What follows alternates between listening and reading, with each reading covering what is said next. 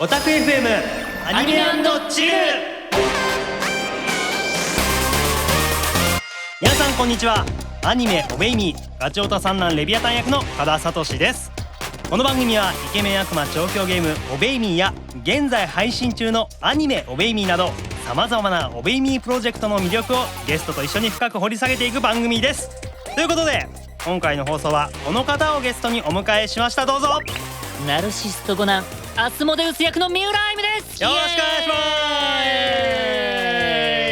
す。さあ愛夢さん、はい。まあそろそろもう疎外感なくなってきたでしょ。いやいやもうありますよ。なんで今日も今日とて今日も今日とって何。今日とて東京から来てんねや。いやいやコテコテの関西弁使いながら言うのやめてもらっていいですか。ほんまもうねもう前回のオタク FM からも時間が空きまして、そうねそうね濃密に過ごさせていただいてますから。そうね距離が縮まってね。そうでしょそうでしょ、はい、距離もなんか言い方すごいそっけない感じがするんですけど気のせいですか。いやそんなことないよ。うわあ近づくな近づくなって感じだからまあ愛夢さんともね仲良くやっていくと思うんですけども、はい、さて今回のラジオはアニメオベイミーの第5話救い出せ囚われのアスモ姫のアフレコ終了後に収録しています。はい、この番組をお聞きの留学生の皆さんはねもうご覧になっていただいたと思います。はい、どうでした。いやちょっとねあいつ頭おかしいやろほんまにごめんあいつって誰のことを言ってるかまずはい、はい、あいつって誰。愛しのアスモちゃんですよ。愛しのアスモちゃんね。愛しのアスモちゃんやけど、そうですね、世界観がまずぶっ飛んでましたよね。いやほんまに今までのこうアニメの流れからしてなんですか世界観での話が続くと思ってますわね。悪魔兄弟たちの日常が続くと思ってたら、急にファンタジー。そうなんですよ。なんか僕も思ってたのは、日常が描かれるはずだよねって。そうあれが日常だったのかっていうところのちょっと不思議な感じはありましたけども、多分あれですよね、いわゆる別世界線の話ということで。いや面白かったですね。いやでもすごいっすよ。いやすごいっすわ。もうほんまに。いやでもアイムさんのお芝居聞いてて僕はすごい楽しかったですけどね。どこっすか。いや緩急のつけ方がすごかったですね。いやもう割とアスモちゃんってなんだかんだ言って良識あるじゃないですか。そうですね。それが今回はもうちょっと見失ってる。そうまさかのそっち側行ってしまうんやみたいな感じになってましたから、そっちに回ったかっていうことでもうこれは振り切らなあかん。いや振り切った演技が素晴らしかったですね。もう最高でしたね最高でしたね。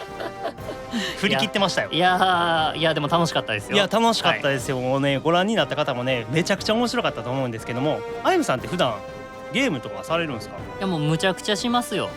ゲーム好き。はいっていうか一緒にしてるじゃないですか。めたいこと言うそうね忘れてない一緒にゲームしてますからね。はい、普段もプレイしてますけども、まあこのお話だけに限らずですけど、結構ねゲームの中オベイミーのゲームの中で見れない兄弟たちの姿がアニメではたくさん描かれてますよね。そうですね。はい。そういった意味ではこのアニメどこに向かっていくのかっていうのがこれから楽しみなんですけどね。どんな風に進んでいくんでしょうか。いやでも現状むっちゃおもろいです。いやほんまにおもろい。いやほんまにおもろい。やってて面白いし見てても面白いし、ひいき目抜きにむっちゃ面白いですねハマってますやん。いやほんまに次いつやって次いつやまだ出んのか怒ってらっしゃる次が出るのを楽しみにして。収録してないわってそうね自分たちが収録しなかったら出るはずはないからね。そうなんですよ。いやちなみにこれ第5話がこんな感じだったじゃないですか。第6話第7話、第8話進んでいくでしょ。アイムさん的にどういう風に進んでほしい、こんな風に進んでほしいみたいなちょっと希望みたいなのあります？いやもうこのまんま突っ走ってほしいですね。吹っ切れた感じで一気に突っ走っていってほしい。今回結構アスモちゃん会だったじゃないですか。そうですね。で他の兄弟たちのちょっとぶっ飛んでるところ。なるほど癖を前面に出した話をそうですね。一通り見て2周目行きたいです。2周目も行くもう1周行こうぜみたいな。いやもう1周じゃ足りないでしょこれ。確かにいや個人的にはベールのぶっ飛んだ姿とか見てみたいな。見たいなんだかんだね彼もちゃんとしてるからね。ちゃんとしてる、はい、ちゃんとしてるから癖がめちゃくちゃ強いベイルを見てみたいな見たい気持ちはねありますけども、はい、まあ次回以降どんな話になっていくかっていうのもね楽しみにしていただきたいと思います。はい、はい、じゃあ始めていきましょうかね。はい、はい、番組のハッシュタグは、オタク FM ハッシュタグオタク FM オタク FM の綴りはアルファベットで OTAKUFM です。Twitter、Instagram、Facebook など各種 SNS から番組を聞きながらのつぶやきお待ちしております。今日回らんぞということでこんな感じで始めていきます。オタク FM アニメ&チルスタートです。イエイ。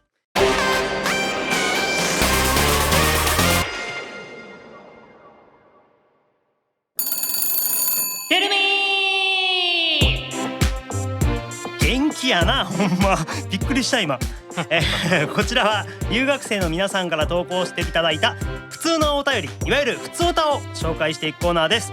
それでは、はい、早速紹介していきましょう。はい、はい、どれにしようかな。どれにしようかな。これにしよう。お、決まりましたね。はい、はい、お名前、クロコアットアスモーシさん。おお、まあもうこんなん選ぶしかないですよね。そうですな。はい、はい、こんばんは。オベイミーアニメには視聴させていただきました。はい、ありがとうございます。レビの花ルリタンのコスプレめちゃくちゃ可愛かったです。ありがとうございます。コスプレといえばアイムさん。お、以前ルシファーのコスプレもされてましたが、次にやってみたいオベイミーのキャラクターを教えてください。予想はサタンかなって書いてます。あー、なるほどね。はい、サタンです。早いな。いや早いあっさりしすぎでしょうよ。まあそれは正解なんかもしれんけど、しかもサタンですって言われたら、あ、推しですもんね、じゃあ終わりってなっちゃうから。はい、いや、はいって終わりですよ。終わり。コスプレといえばアイムスなんかね、はい、前ねベールのコスプレを京平さんするって言った時に、なんかタンクトップの姿からまず始めていきたいとか言ったんですけど、じゃあサタンをするならばサタンのどの姿、どのコスチュームのサタンをコスプレするのか。それがね、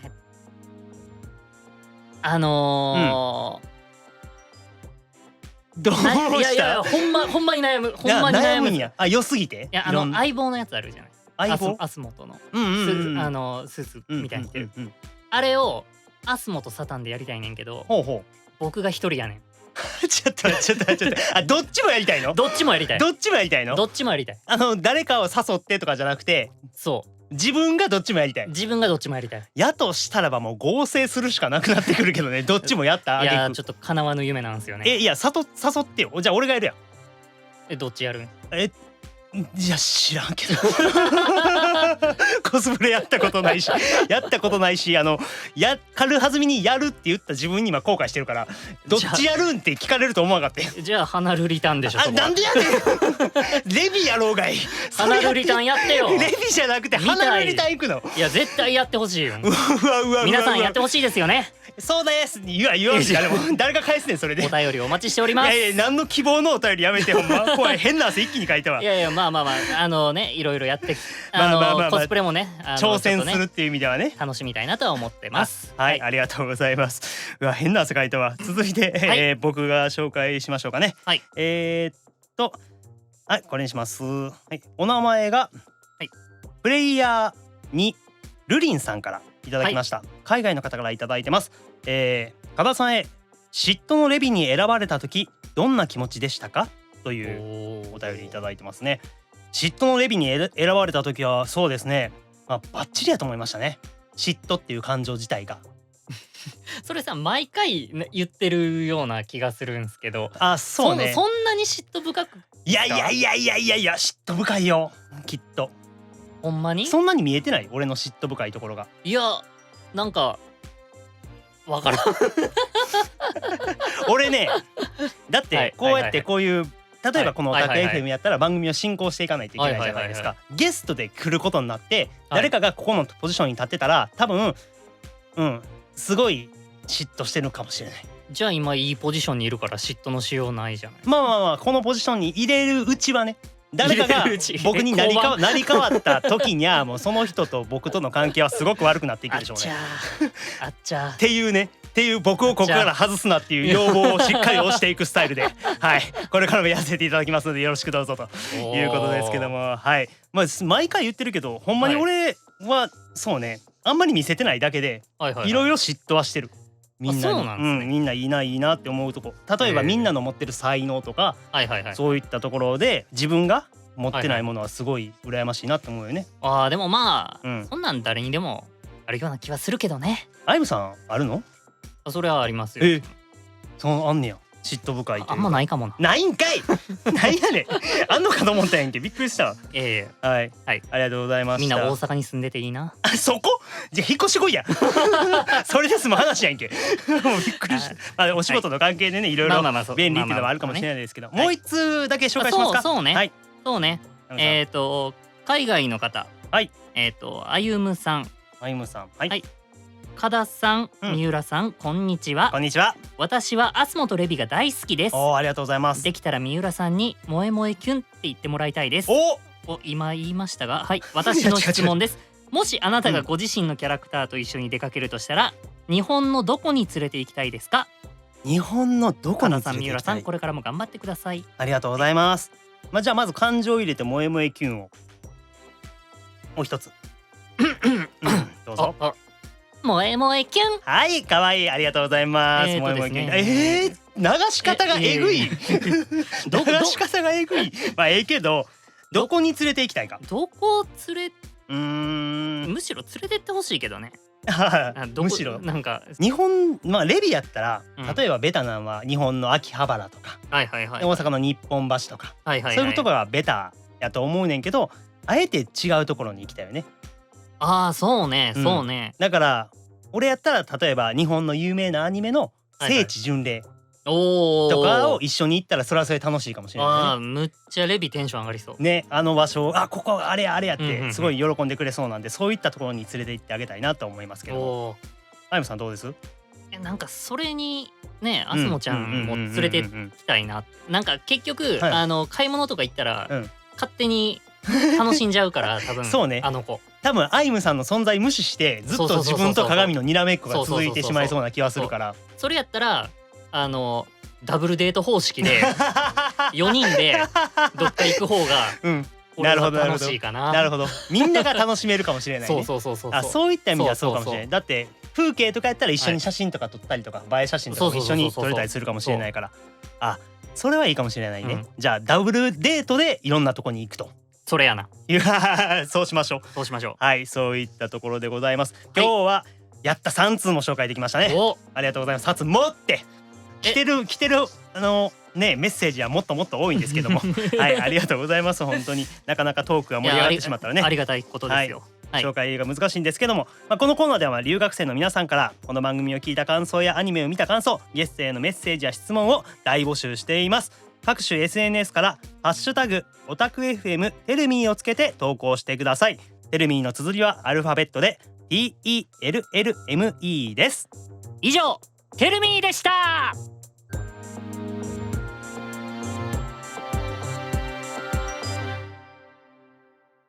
スティッカーミー。癖がすごいな。何の癖なんか分からない。普通に読んでもおもろないかなと。かっこええな、ほんま。面白さを追求していく点ではもう完全に関西人ですね。完全にね。はい、新コーナーです。新コーナーです。こちら、こちら留学生の皆さんからおベイミーのゲーム内でこんなスタンプを使いたいというスタンプ案を考えて投稿してもらうコーナーです。いやー、素晴らしい。いろんな案が届きました。いや、素晴らしいですよ。本当。早速紹介していきますか。はい。お名前がスカイさん。こちらも海外の方ですかね。投げキッスしているアスモのスタンプが欲しいです。いいですね。可愛らしい。可愛らしいスタンプ。もうチュッね。チュッてするスタンプ。もうこれ普通に欲しいやつ選びました。普通に欲しいやつ選びましたね。何の展開もないですよ。展開。この先は。わかりました。じゃあ続いて僕が紹介しましょう。お名前がエネさんからいただきました。海外の方ですね。能面のようなとても妬んでいるレビの顔っていうね。能面のような顔をしながら妬んでいるっていうすごい絵面です。バリ怖いやん。いや、俺このスタンプを手に入れたらめっちゃ使うと思う。めっちゃ使うと思う。いろんなシーンで使える汎用性が高いスタンプやと思うね。確かに。はい、ありがとうございます。どんどん行こうどんどん行ここちらも海外の方です。オコルさんう。オコルさん。かな、うんうん、スーパーヴィランなサタンのスタンプ。お、猫を撫でながら何かを企んでいるのがいいということで。あー、なるほど。いや僕ねやっぱ、うんサタン推しじゃないですか。知ってます、ごはい存知てます。なので、はい、まあスーパーヴィランなということでまあむっちゃ悪いんでしょうね。そうでしょうね。猫を撫でながら椅子に座ってるっていう、もう完全に悪の、そう悪の、まあ、悪のやつです。これもあれでしょ、自分が見たいから選んでるでしょ。完全にもちろんもちろんですよ。そんなもうガチですよガチ。ガチ中のガチやないか。めちゃくちゃ選んでるやん、いやもうほんまに。そうどうですかただいまそうねそうねそうねそうね。あ、じゃあこちらかな。はい、いいんじゃないですか。お名前ピーチさんからいただきました、海外の方ですね。悪魔兄弟が照れているスタンプが欲しいです。はいそれぞれの表情に合うポーズで、レビとマモン以外は照れるシーンをあまり見ないので、もし残りの兄弟分も追加されればとても可愛いと思いますといただきました。照れているスタンプ。っていうか、うんレビ確かに結構照れてるっすよね。レビ基本的にね恥ずかしがりなんで、なんかみたいな。こんなんでしたっけ？ちゃいましたっけ？ちょっとなんかちゃいましたっけ？ちょっとなんか色入ってますね。気のせいかいやいやいや言うてます？マモンはなんか恥ずかしがってるイメそうージだね。ねそうね、なんかね、はい顔を覆ってる感じがしますけど。でも確かに他の兄弟見てないから、これ照れるスタンプ、スタンプとか関係なくもっと見たいですね。あ、いろんな表情の兄いろんな弟たちをもっと見せてくれよという。もっと照れろよって。なんて照れろよ照れろよってもう今日お互いやばいかもしれん。いや僕初めてですから。あ、いいよ。押していく。僕ファーストミスですから。ファーストミスじゃない。ミスか。ミスだ。ミスかもしれない。大変失礼大変失礼。はい、はい照れているスタンプが欲しいですとはいいうことですね。まだいきますよ。まだいきますよ。じゃあ僕いきますわ。はいこれアメトカゲさんでいいのかな読み方。はい。美しすぎて罪って言ってるアスモちゃん。おー、なるほど。なんかあれですね。おいす好きみたいなんとかだったらいいですね。ああ、なるほどね、はいなるほどね。美しすぎて罪って言ってるはいアスモちゃん、これもはい使い勝手は良さそうやし、っていうかほんまにガチであれやな、ガチで自分が見たいやつどんどん選んでいってるな。そうっすよもちろんですよ。シンプルにコーナーをしっかり楽しんでらっしゃるっていう。いやいやもういっぱい見て、素晴らしいなこれ欲しいこれ欲しい。素晴らしいな。じゃあ、続いて、クラウディアさんからいただきました。はい。花瑠璃ちゃんのスタンプとかレビのコスプレのスタンプとかリタンとあーか地獄はいはいはいの海軍大帝徳のスタンプということで、これは僕おー花瑠璃ちゃんのスタンプが欲しいです。ああ確かにはい確かにそれはね、あってあってしかるべきでしょ。あってしかるべき。あってしかるべきやとあ思うんでってほしい。ね、ぜひぜひ。てか、はいレビは絶対持ってるはずですからね。そう絶対持ってるはずなんですよ。はい。そうですね。はい、ということでぜひ使ってほしいと思います。作ってほしいと思います。はい。はいさあ、まあ紹介してきましたけども、はいここで今回の優秀賞を決定したいと思います。優秀賞、あゆむさんどれにしましょう。あゆむさんが選んでください。決めました。お、決まりました。はい。ではそれでは発表してください。ドゥルルルルルルルルルルルルルルル早いね早いね。ドゥルルルルルルルルルルルルルはいドーンピーチさんです。はい、おめでとうございます。おめでとうございます。悪魔兄弟が照れてるスタンプです。おー、これはなぜですか。もう普通に全員分みたい。あ、なるほど。はいまたシンプルな願望。いやほんまにはい、ほんまにピーチさんの悪魔兄弟が照れてるスタンプということですね。まあ今回優秀賞に選ばれたスタンプ案っていうのは後日、はいゲーム内で実装されるかもしれませんので、かもぜひですねお楽しみに。はい、はいかもしれませんということです。はい、ということでこのコーナーでは留学生の皆さんからウェイミーのゲーム内でこんなスタンプを使いたいというスタンプ案を大募集しています。はい、各種 SNS からハッシュタグオタク FM ステッカーミーをつけて投稿してください。ステッカーミーの綴りはアルファベットで STICKERME です。以上ステッカためーミーでした。Listen me。はーい、いい声、はい、こちらはお越しいただいたゲストの皆さんからおベイミーにまつわる楽曲をご紹介いただくコーナーです。ではあゆむさん、曲紹介をお願いします。はい、それでは聞いてください。アスモデウスでポマードです。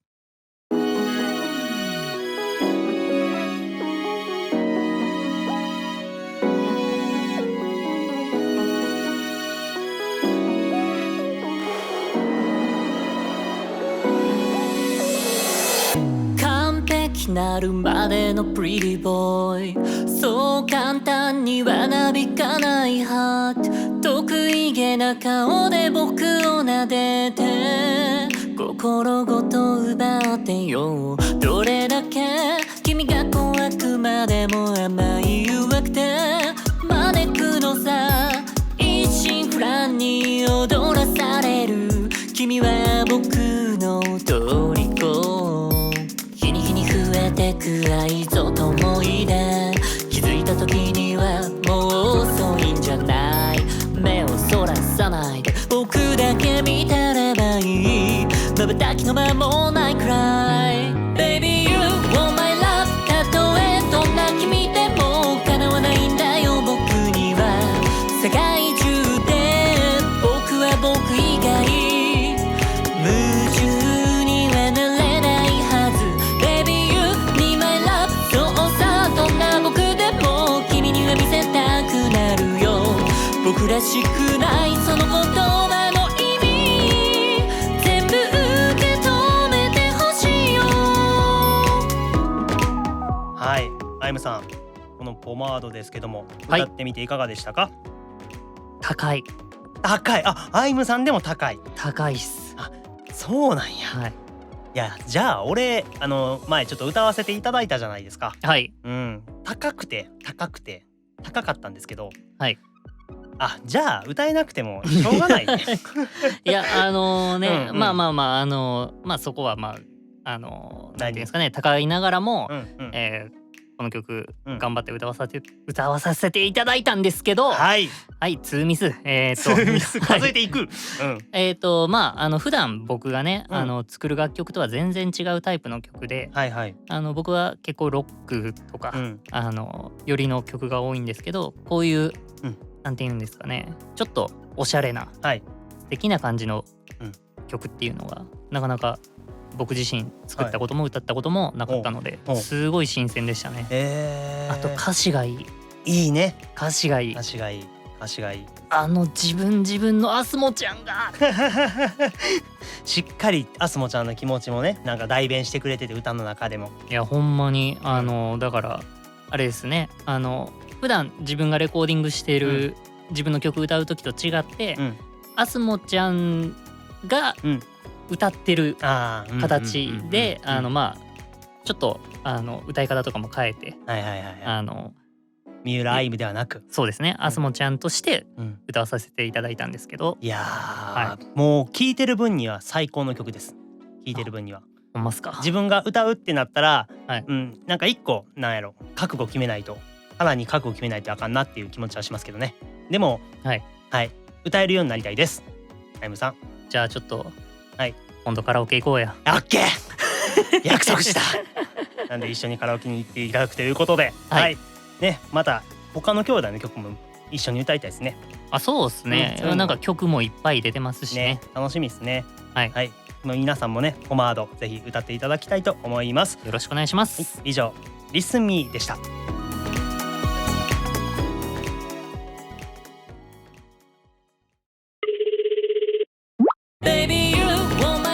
もしもし、君の大好きなアスモちゃんから大事なお知らせだよ。おべいみーキャラクターソングプロジェクト第1弾の CD がいよいよ10月11日 Amazon 特設サイトで販売開始。 CD はジャパニーズエディションとインターナショナルエディションの2種類で、ジャケットは僕とサタンが厳選した僕たち兄弟のスナップショットになってるから、特設サイトで絶対確認してね。君はどっちのジャケットの僕が好き？僕はね、どっちも。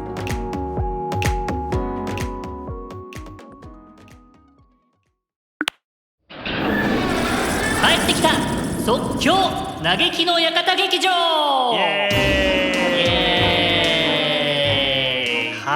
こちらはおべいみーに登場するキャラクターたちがこんなシチュエーションに遭遇したお話を見てみたいというアイデアを留学生の皆さんから投稿していただき、オリジナルストーリーを制作し、僕とゲストが読み合わせなしの即興劇として演じるコーナーです。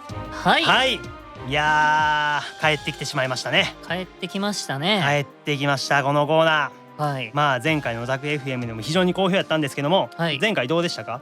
全く記憶がないんですよね。記憶がいやもう即興やからもうその場でバーン読んで終わりじゃないですか。まあそうですね。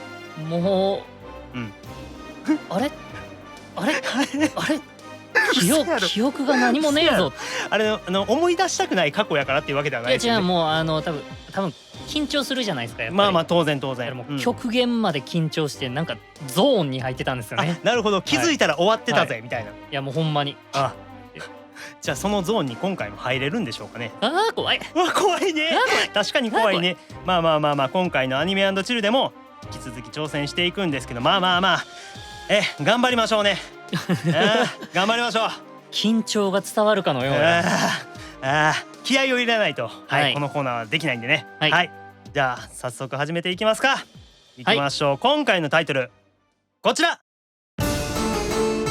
アスモ先生ありがとう。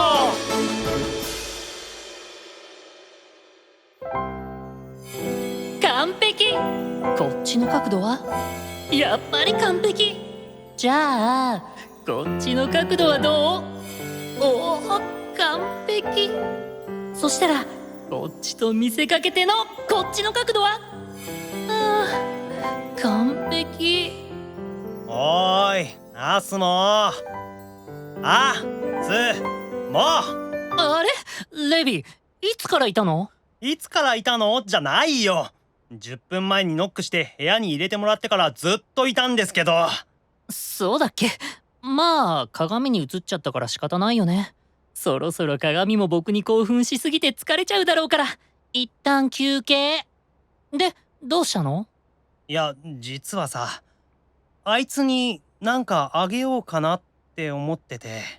いや勘違いすんなよ。そういうことじゃないから断じて。普段チケ取り要員させたり、もののけランドのフレンドイベントに強制参加させたりいろいろしてるから、そのお礼みたいなやつ。い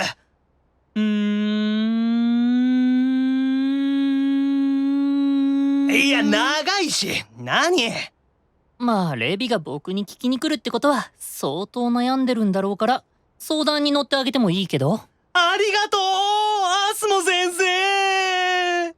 で候補くらいは考えてあるの？この紙に100個くらい考えたんだけど。100個？すごいじゃん。最終的にこれでいこうと思ったのはある？激レアの。はい却下。まだ言ってないけど。激レアのでわかるよ。一応続き言ってみる？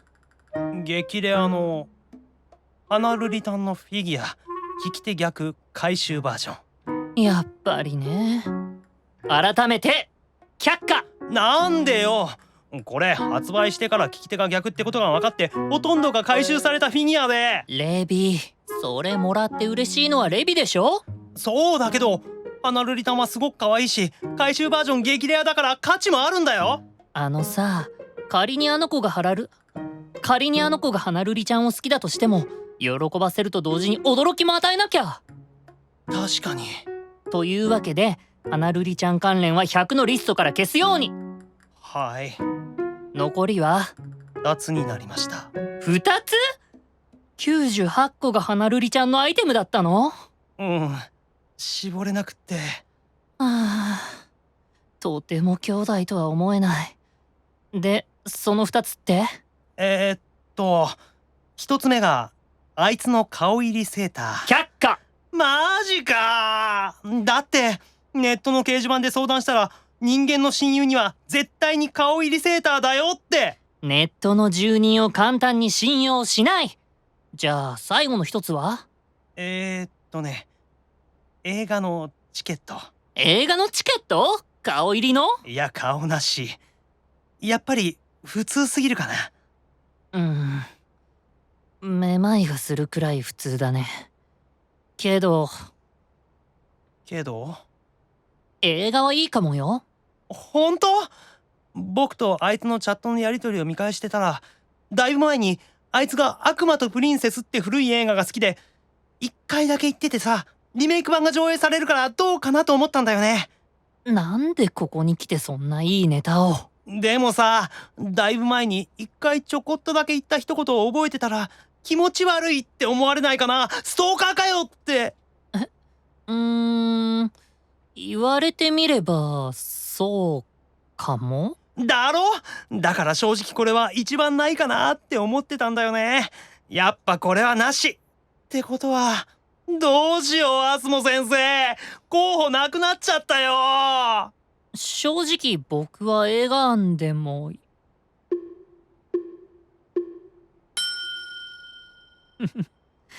レビ、答えはもうレビの手の中にあるよ。え？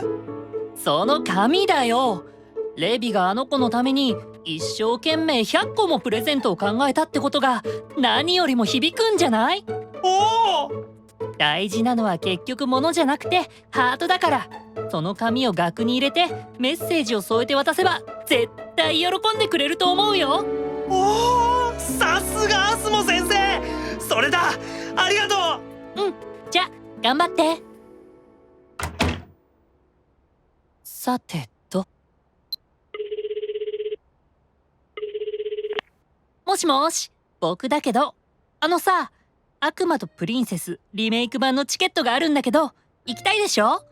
一緒にどう？じゃ決まりね。え、どうして行きたいのを知ってたかって？僕はね、君のことなら何でもわかるんだよ。じゃ僕ってほんとかわいい小悪魔ちゃん。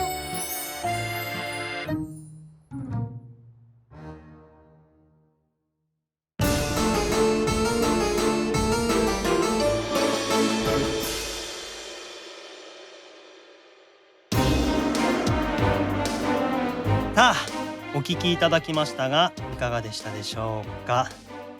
はい、どうでしたか、あやむさん。アスモちゃん、これは悪いな。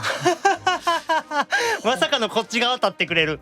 これはかわいそうやで。いや、そうやで、ほんまに純粋なレビの気持ちをそう完全に取ったからね。こっちの負け出しの最後残り1個しかも大ヒット、ど真ん中ストライクじゃないですか。いやほんまにそれを奪い取っていくっていうね。いやもうだって100個のプレゼント案渡されたとこでさ、それは邪険には扱れへんかもしれへんけど、でもその後知るわけでしょ、映画2人で行ったっていうの。もうね、嫉妬に狂いますでしょうね、これはね。いやもうこれはさすがにさすがにあ、三浦歩夢的にもさすがにこれはアスマちゃんやりすぎやろと。でもまあ可愛いからいっか。うせやろ甘すぎるやろ。アスモちゃんやからな。アスモちゃん可愛い小悪魔ちゃんって、しょうがないな、可愛いなんだしょうがないな、可愛い小悪魔ちゃんだったらそれを言おうとしてたね今ね。そうね。はい、まあブじゃねえ、まあこのコーナー毎回思うけど、アニメ&チルになってから分量が増えてるんですよね、ちょっとずつね。そうね。なんか分量が増えてきてて、どこまで行くんやろうなっていう風に思い出してます、ちょっと。あとね、何？花瑠璃ちゃんは出てこないでほしい、これ。なんでよ花瑠璃ちゃんいいじゃない。花瑠璃ちゃん言いにくって思って。分かってくれた、やっと分かってくれた。花瑠璃ちゃんの言いづらさ。花瑠璃ちゃんこんな、そうやね。さ、普通の収録の時はまあなんかさっと読めてたりするんやけど、こうまあ一発撮りじゃないですか。こいつこんなところにそうやね、急にポンって出てきて、いやほんまに花瑠璃体制なかったらなかなか厳しい。花瑠璃体制がなかったらなかなか、もう体制ついてるはずやのに俺まだ身構えるもんね。いやほんますごい。いやあの子はすごい子よ。怖い子よ。侮れないよ花瑠璃ちゃん。今後どこに出てくるか分かんないからね。そうね。はい。ちょっと注意してない。注意しながら。いつ花瑠璃ちゃんが来てもいいようにしておくわ。そこの注意をしっかりしておくというね。はい。いややっぱ面白いですね、2人でやってるのはね。いやでも楽しかったです。楽しいです。ほんま。このコーナーでは留学生の皆さんからね、おベイビーに登場するキャラクターたちがこんなシチュエーションに遭遇したのを見てみたい。このさ、俺コーナー終わりのここで毎回噛んでない今日。気のせいかな、あゆむさん。シチュエーションってな、俺前回のタク FM でもなんかシチュエーションが甘いってみんなに言われた気が。成長してないのか俺は。全くもう仕切り直す。もう一回やる。いくで。ということで、このコーナーでは留学生の皆さんからオベイミンに登場するキャラクターたちがこんなシチュエーションに遭遇したのを見てみたいというアイディアや妄想を大募集してます。はい、各種 SNS からハッシュタグオタク FM ライブをつけて投稿してください。ライブの綴りはアルファベットで LIVE です。以上、帰ってきた即興嘆きの館劇場でした。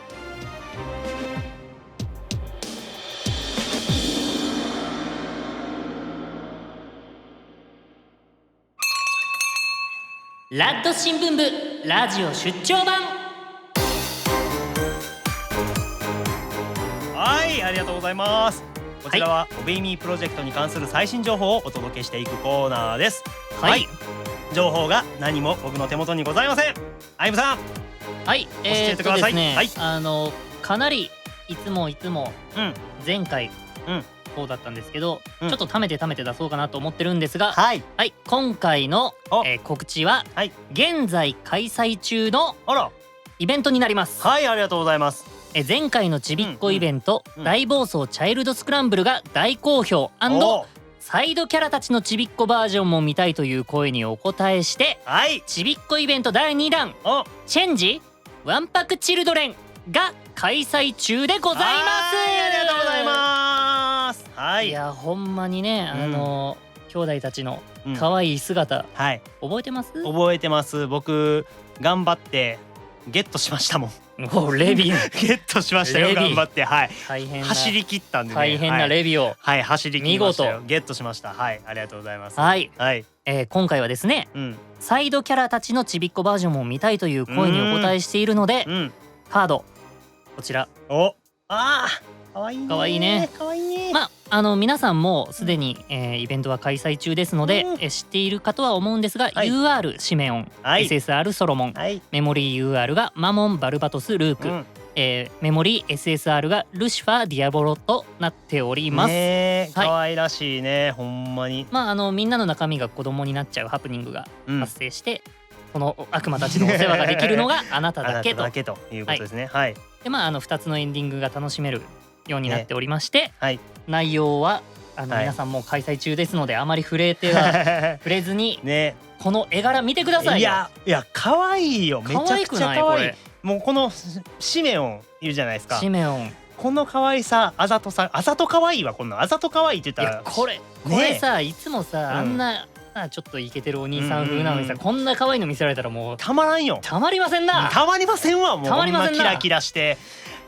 どないなってんの。見てこのまたソロモンね、ちゃんとこれ契約してる悪魔そう二人ですよね。そう、ん、アスモとバルバ、ね、バルバトス。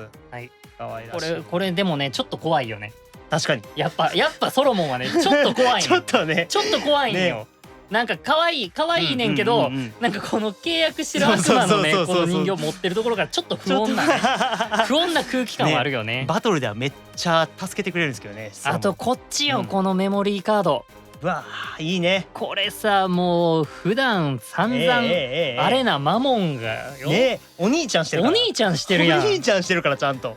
いやー、素敵よ。そういえばこいつ次男やったわって思うもんねこのね、なんか穏やかに見守るこの顔を見てたらね。この立ち位置の次男レアはちゃんねいいよね、いいよめちゃくちゃいいよ。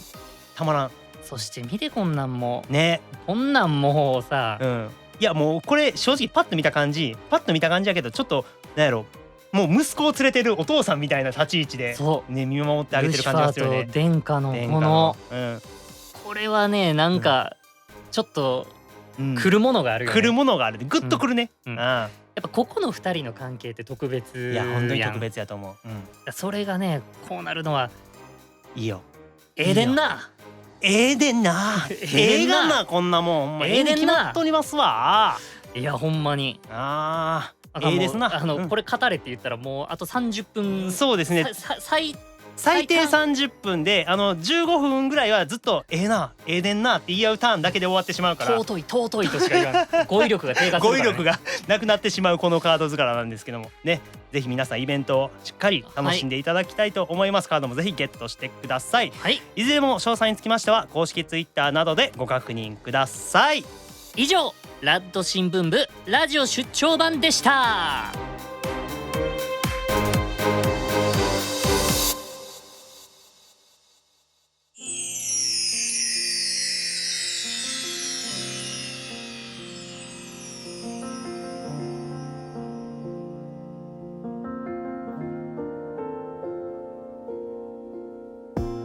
お送りしてきましたオタク FM ですが、そろそろお別れのお時間です。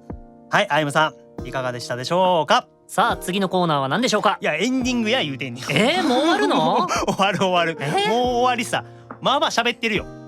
全然足りないです。足りないですか。全然足りないよ。もうだんだんあれやね、あゆむさんもう最初の頃と比べて関西色が強まってきたよね。いやちょっと抑えようかな抑えようかな。完全に強まってきてるよ。いやほんま僕もね普段東京にいて基本的に標準語やったのがだんだん関西弁喋れるようになってきて、やられてるっていう言い方がおかしいんやけどもだんだんこっちに戻ってきてるんかもしれんよね。気持ち的にね戻ってきてるかもしれない。そうね。まあ僕らと絡むことによってコテコテになっていくことは間違いないですからね。ほんまに標準語を使ってたけどもだんだんね関西に帰ってきてくれる。もうむしろ俺は引っ張り込みたいと思ってるから、はい、もっともっと使っていただきたいと思います。はい、まあ楽しかったですよ今日も。ありがとうございます。本当にありがとうございます。まあ次回なんですけども、次回のオタク FM はサタン役の住信也さんが遊びに来てくれます。はい。テンション低く。はい。サタン役の住信也さんです。はい。僕絶対行く。行くってどこに？来んの？ここに？もう収録してる後ろにこうなんでやねん。立ったまま。じゃあ収録に参加せえ。来るんやったら。授業参観スタイルで。いや怖いわ。逆に怖いわ。そうやったらもう喋らすわ。来んねやったらまあ。ただそこはこうやで。いや入っとんねん絶対。シチュエーションやで。いや言えるわ言えへんかったけど今度こそ言ってみせるわ。次回こそはちゃんと言ってみせるから。はい、絶対言えへんかったら突っ込まれるの分かってるし言ってみせます。はい、まあ次回なんですけども、まあオタク FM はサタン役の住信也さんで、次回のアニメ第6話なんですけども、タイトルが名探偵サタン。うわですね。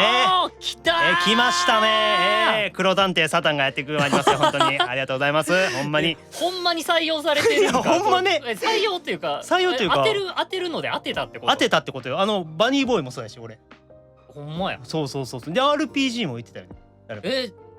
そうね。ラップバトルでした。ラップバトルはどこに行ってん？いやまだわからん、来るかもしれんから。いやほんまや。ラップバトルが。ほんまや。ってなったら練習しなあかんねんけど、ラップをめちゃくちゃ僕らがやってくれるかな。やってくれへんのちゃうかな。まあこの名探偵サタンなんですけども、サタンの名推理が炸裂するミステリー界かっこはてなとなっておりますと。かっこはてな。かっこはてな。しかも名推理の名は迷う方です。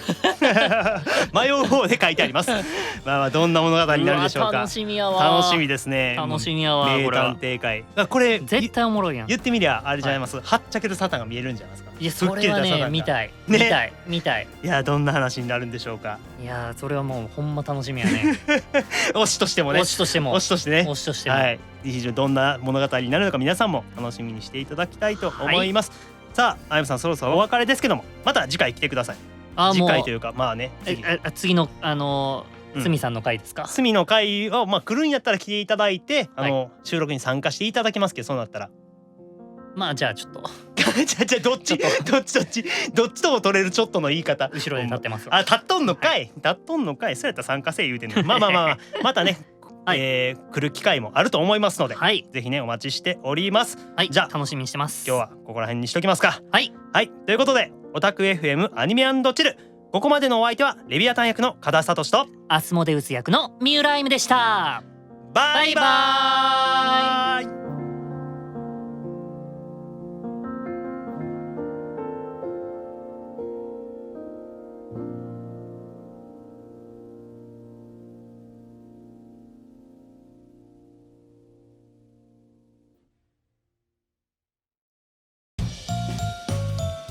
動画を見てくれてありがとう。もっと俺たちのことが知りたくなったらアクゾン VIP メンバーシップをチェックしろよ。オタク FM やオベイミーボーイズ関連の未公開シーンなどなど VIP メンバーだけのコンテンツで魔界のオタ活がさらにはかどる。アニメシリーズを誰よりも早く見られるのも VIP メンバーの特権だぞ。他にもゲームが快適に遊べる特典がいっぱい。アプリインストール方法やアクゾン VIP メンバーシップの詳細は概要欄を見てほしい。イケメン悪魔調教ゲームオベイミー、これからもよろしくね。